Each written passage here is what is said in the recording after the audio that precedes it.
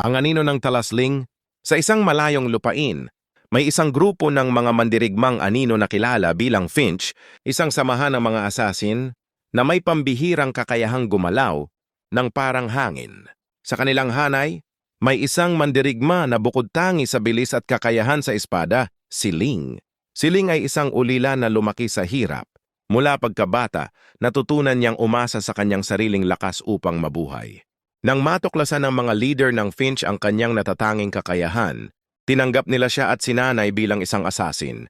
Hindi nagtagal, naging isa siya sa pinakamahusay sa kanilang hanay, mabilis na kumikilos sa anino at hindi madaling matalo. Ngunit sa kabila ng kanyang talento, may isang tao na palaging nasa kanyang landas, si Zilong, isang mandirigma na itinuturing na anak ng langit.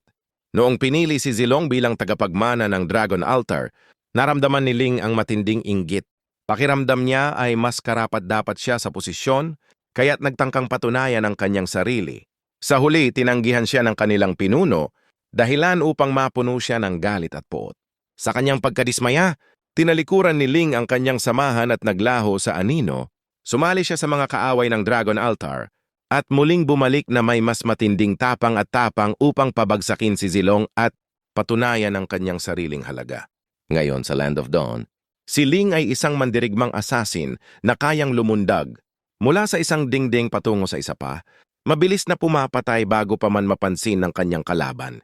Isa siyang alamat sa anino, walang nakakaalam kung kailan siya tatama, ngunit isang bagay ang sigurado, kapag gumalaw na si Ling, walang makakatakas sa kanyang espada.